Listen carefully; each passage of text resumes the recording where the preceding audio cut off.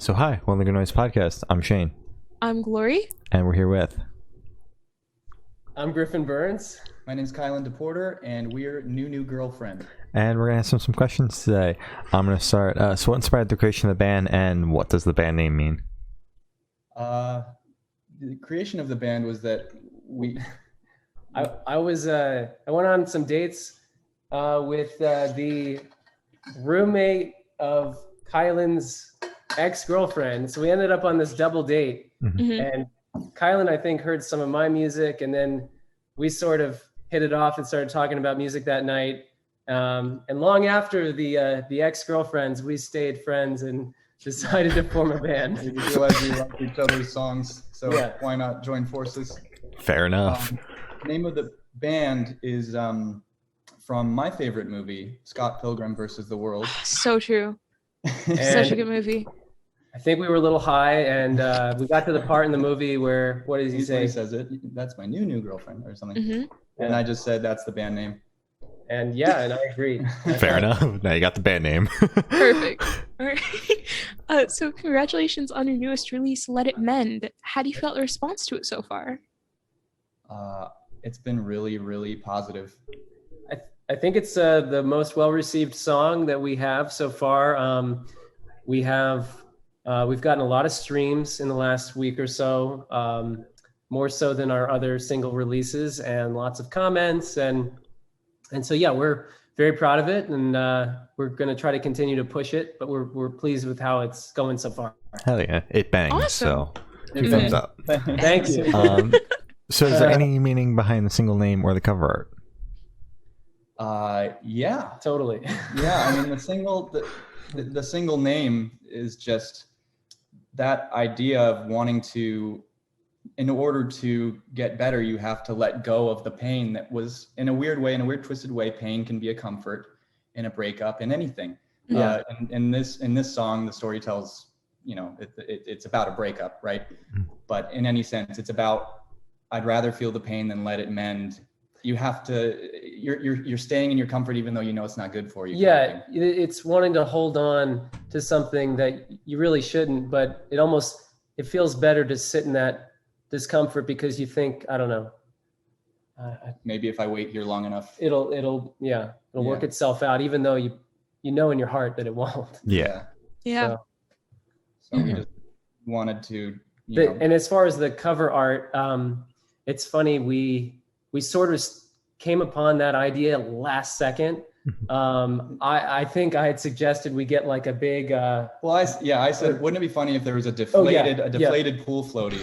That's right. And Griffin said, we're texting. He's like, what if it was stabbed with a sword, like a bayonet or something, like a big medieval sword? Yeah. And then very last second, as we're going out the door, I was like, hey, tell your girlfriend to bring her stilettos. And we could have her posing like she's gonna pop it. Yeah, so maybe she's in the background. Like, so we got a sword. We got a rapier from my friend, a giant sword. Wow. Yeah. It just didn't photograph as well as this did. Yeah. And we thought, oh, maybe if it's just like about to puncture, there's just something to it, Yeah. I don't know how to describe it other than that. Mm-hmm. But I think we took the photo a day or two before it released. Yeah. Wow. Down to the wire. Kind of close. Yeah. And it's fun for the fans because they don't know whose leg it is. Yeah. I spilled the beans. I did. Yeah. God damn it. Come on. People were joking that it was my leg or Kylan's leg. Who shaved your leg? Yeah. Yeah. So can you tell me a little bit about your writing process for this single? This single was different than any other one so far. We have 9 songs. One of them is a cover. We have 1 million in the pipeline. It's too much. But with this one, it was the quickest from being written to being recorded. Mm-hmm. Yeah. I sort of led the charge on this one. I was going through a little bit of a rough patch, and I wrote the beginning of it, and I presented it to Kylan, not knowing if it was that great or not. And Kylan was like, I think this is awesome. I think you should keep going on this one. And so I pretty much wrote maybe 90% of the lyrics. And then once I was done, I sat down with Kylan. We put the final touches on the lyrics.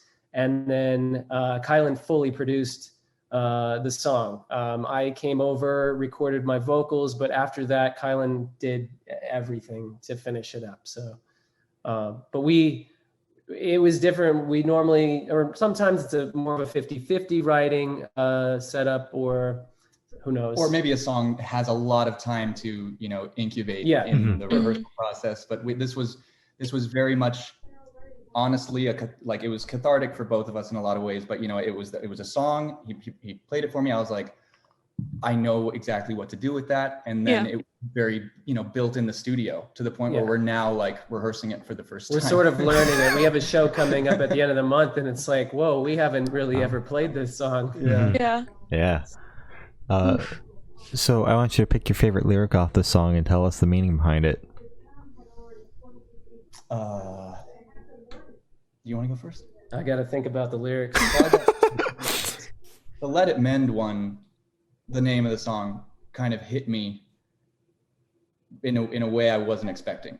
At first, I was recording a demo vocal on the track, and I was just this part was looping in my mind that it hit so deep, just over, and I felt haunted by it. So I love that it hits so deep. Reach through the sheets, can't find your hand. It hits so deep. Yeah, that I think I was gonna say, can't find your hand, sort of through the sheets line is. It really strikes me. That sort of moment when you wake up in the middle of the night and that person's not there or whatever. So, that's probably my favorite lyric. It really pulls at your heartstrings for sure. But I think my favorite overall is the actual lyric, which again, it hit me in a way I wasn't expecting, because I realized that it doesn't necessarily have to be about a breakup. Or it doesn't have to be about a romantic situation. No. It can be about letting go, just letting go of anything. Like I said earlier, Well, myself. I think Kylan and I both had different experiences with the song. I think it affected you in a different way than it affected me, and so I think that's cool. And I've shared it with some friends, and it affects them in their own way. And just knowing that the lyrics are being received, there's striking a chord in people. That's awesome to me. That we really try to. We make an effort to expose our vulnerabilities in all of our songs, and we want all of them to be. If you look hard enough in our songs, each one of them should have a little emotional gut punch. Yeah. And I love that, like, you guys are in the band together and you're each getting a different, like, emotional gut punch from the same song. It's not like the same one for both of you. So I think that's really cool. Super sick. Right. So can you tell me where your headspace was at while you were creating this track? Oh gosh. I'll say I felt like I had a big responsibility to do the just the song justice. It's often with this process, it's like most of it was done, and it came through Griffin, and sure, I do this, that, and I pulse things around and I arrange it, but I really was like, oh my god, this is I really want to get this one right so badly. I feel like I did. My headspace was like, I have a lot to do. This was one of those where I felt like I had to write it. Like I was having a rough time, and it needed to be said. Fair enough. So what band or artist influence do you think you can hear the most on this track? On this track? Yes. On this track. Straight up, he played it to me, but when he played me the verse, I was like, dude, have you heard Break Even by The Script? Which is one of the best breakup songs ever. And I said, we should carry it towards that direction, something just so vulnerable. It's not, it's painting the subject in a positive light, but it's just saying, God, I'm a mess without you. And I wouldn't say, I guess I just thought, what if we did something in the same lane? And I was all for that. I told Kylan, I was like, let's make this a pop song. Like, let's really push it, like make it sound, but in a way, but it's still unique though. And I think the beat that you selected, and there's more answers now that I'm thinking about it. There's like the The drum loop on there is kind of, sometimes every so often we'll throw in stuff that's just a little bit experimental because we want to try that, and it just worked. Who cares? The verse is all a loop, you know, that, you know, screw it. And then the guitars come in later, which it's not character, or that's not what we usually do. But then I would say the chorus line, you know, getting the instrumentation behind the chorus was, I tried for days trying to find the right thing, but then I thought, why not just do that Coldplay thing where he's just going high on the strings and you know, like that Shiver or Fix You type of vibe. Yeah. So that worked. Right. Yeah. And to answer your question, I don't think I was envisioning any sort of artist or song when I started writing it, or the melody. It just was me just expressing myself, and then with whatever chords came to me and the lyrics that came to me, and then I had no idea what the song would sound like produced, which is the fun part. It's like, you know, you just have this acoustic song, could sound folksy, it could sound country almost, and then next thing you know, it's in its, you know, starting to form, and you're like, whoa, this is taking a shape that I did not expect, but I dig it. That is the part. And something that somebody said online was like, you know, this is different from usual, but that's good. I'm glad you guys aren't afraid to take a detour or go a different direction. And I will say, get used to it. More's coming. We just do what we think sounds good. I was telling them, I said we should do a screamo song next. I'm all here for it. That'd be cool. That'd be really cool. Like total detour. It's I don't think. Yeah, it's all based on, do I like this or do I not, or do we like this or do we not? It's hard to say that any one thing inspired it. And it's also awesome that you guys have a fan base that just kind of embraces like whatever the hell you guys put out, they love it no matter what, pretty much. It's pretty good. It opens up the door to do literally anything. We do that screamo song. So this question, I was just curious how you guys found the song. One of my friends on Discord was like, hey, have you checked out this band New Girlfriend? And I was like, no, I haven't. And they sent me the song, and I was like, okay, wait a minute, I'm gonna go find their email right now, I'll be right back. Oh, that's so cool. So that's what I did. Nice. And now we're here. Here we are. Good. So this one should be super, super quick. Off the top of your heads, I want you to describe this track for new listeners in 3 words. Both of you have to do it. Oof. I'll go first. Miserable Summer Jam. Oh, that's good. That's really good. Yeah. How'd you have that so quickly? Yeah, I've used it before. Well, okay, you cheated. Okay. Hey, sorry. Listen, it's all fair. Exactly. Yeah. Oh man, this is too hard.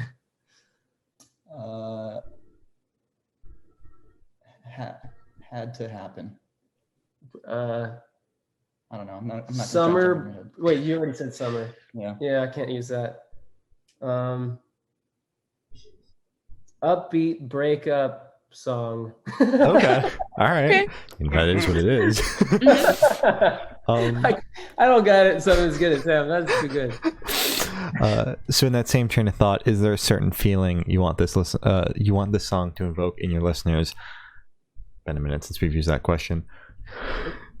I just love sad music that's set to an up-tempo beat. Bittersweet. Bittersweet. If the lyrics are happy, I want the music to sound sad, and vice versa. So I want people to relate to it. I want people to have a skip in their step as they listen and sing along, but also, I hope it's relatable, and I hope they can reflect and, expose a little bit of themselves too, and grow a bit, Sometimes the lyrics will come to you after something in your life happens, and you'll realize like, oh, that's what that song meant to me.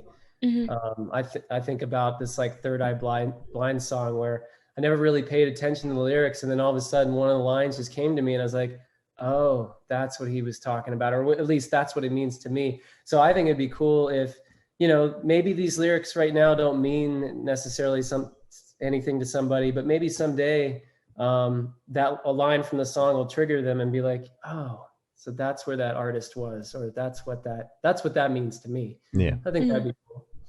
Yeah, I like that. Pretty cool. Yeah, that's good. So this question, I want you to picture you're on tour. You're at a gas stop for a rest stop. Oh, okay. You're at a gas station for a rest stop. Jesus. You're going in. What is your snack of choice? Gosh. What time is it? Did you say what time it is? Let's just say it's night, like 8 o'clock. Yeah. You're on the off day. Something on a healthier side, to be honest. Like if they have like one of those super boring like chopped salads. Okay. Okay. From a gas station though. Yeah. Like, shouldn't you go to the salad place next door for that? Yeah. Salad place next door? There can be. There's a Salad Works right down the road. I would try to do my best to eat cleaner, unless, you know. Depends if there's alcohol in the system. I That's mean, true. if that's the case, I'm gonna try like some Gas station burrito. chicken tenders or Yeah. maybe some gas station pizza. Yeah, you're gonna get the grossest thing. And if I need some like sweet, maybe like a Milky Way bar. Okay. Ooh. Okay. Yeah, if I'm under the influence, it's gonna be like Haagen-Dazs something, or you know, Ben and Jerry's and a burrito. Maybe in that order. I don't know. Oh, okay. Interesting way to eat it, but okay. So where do you guys see the band in the next 5 years? And is the single leading up to anything new? Album, EP, more singles? Yeah. Okay, so the first half of that, where do we see? I would love to go on a tour. You know what I mean? I think 5 years is a good amount of time. So I think at that point, I would hope that we are, playing regularly, probably touring. Have be a dream to be playing festivals. Probably have like cool. at least 30 more songs out. Yeah, because we just started gigging. You know, about 6 months before the big COVID happened, and so our momentum got pulled out from under us a little bit, and now that we're about to get back into it with our show at the end of the month, it's really exciting because now that starts to feel like a reality again. Yeah.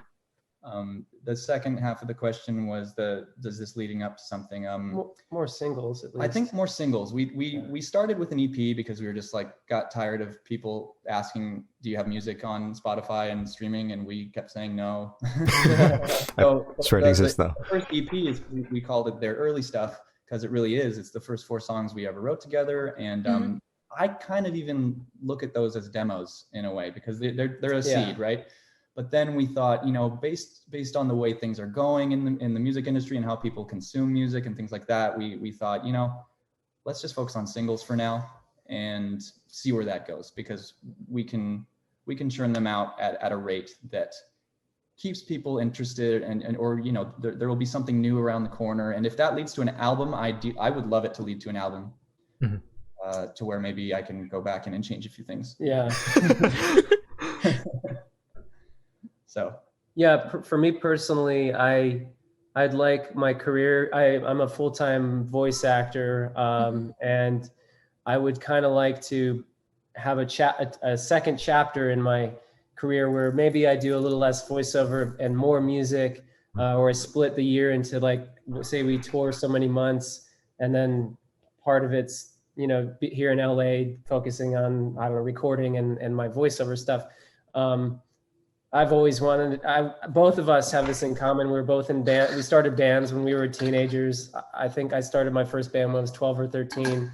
And there was always the dream of, you know, being signed and doing all this stuff. And I moved to LA 11 years ago, tried to do that, got involved in voiceover, put music on the back burner for many years. And now these last 4 years or 3 years, it's been cool to start doing music again. And I kind of want to fulfill that original dream when I was a kid.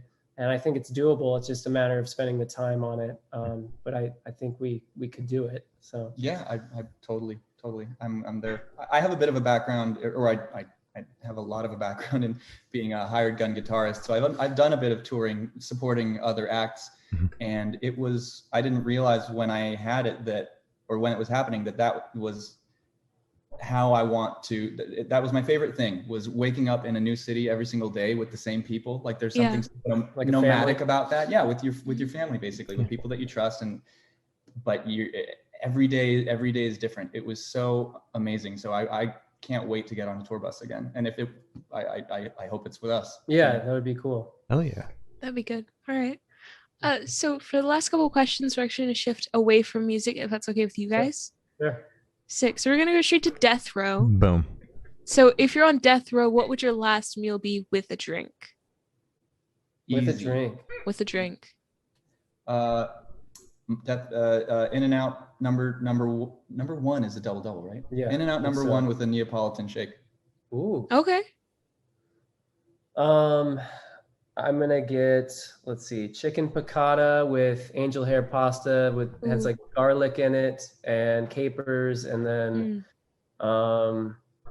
arugula salad with some nice cheese in there, pecorino, Okay. Mhm. and then maybe a glass of wine just to like take the edge off of dying. Yeah. Okay. All right. Yeah. You guys are making me hungry. God damn it. I'm half Italian, so like there's a place nearby called Ma's Italian, and I always get that there. It's delightful. Mm-hmm. So true. So if you could live in one fiction world for a week, where would you live? Fictional world? Fictional Mhm. world. You know what? Pokemon, they're real. All right. Yep. That'd be good. Oh man, why is this hard? I would be like an accomplice to Lara Croft in Tomb Yeah. Raider. Ooh. Yes. Okay. Which era of Tomb Raider? The newest The ones or ear- the older ones? The early ones. The Okay, more good. The better. The pixelated ones. You want to be 3 pixels in a Tomb Raider game? Pointy boob ones. Solid. Okay. I was like, I'm imagining PlayStation 1 Griffin. yeah. Oh, yeah. Yeah. Okay. I love those games. Hell yeah. Mhm. Sounds good. So I have the honor of asking the last question. Every single person we've spoken to has actually said it is the most important question. What is your favorite color? Green. Yellow. Yellow, Solid. best color. Mm-hmm. It's Glory's favorite color. Yeah. Nice. Nice. So as Gloria said, that's all the questions we have today. Is there anything that you guys would like to plug? Well, we listened to our latest single. Yep. If you haven't already, it would make this whole podcast make sense. Yeah. We also have a lyric video for it that was put up on YouTube fairly recently. We have a show if you're in the LA area. Yeah. We're playing on July 31st. Saturday, At Molly Malone's. That's 8 Saturday, p.m. 8 p.m. tickets are $15, and Other than that, I'd just say stay tuned because there's going to be more music incoming Yeah. at a regular pace. you can follow us on Twitter at NewGF. Mhm. Instagram is New Girlfriend. YouTube's New Girlfriend, and Facebook I think is also New Girlfriend. All right. So yeah. Hell yeah. Awesome. Well, thank you for staying on this, guys. It's been New Girlfriend and Really Good Noise podcast.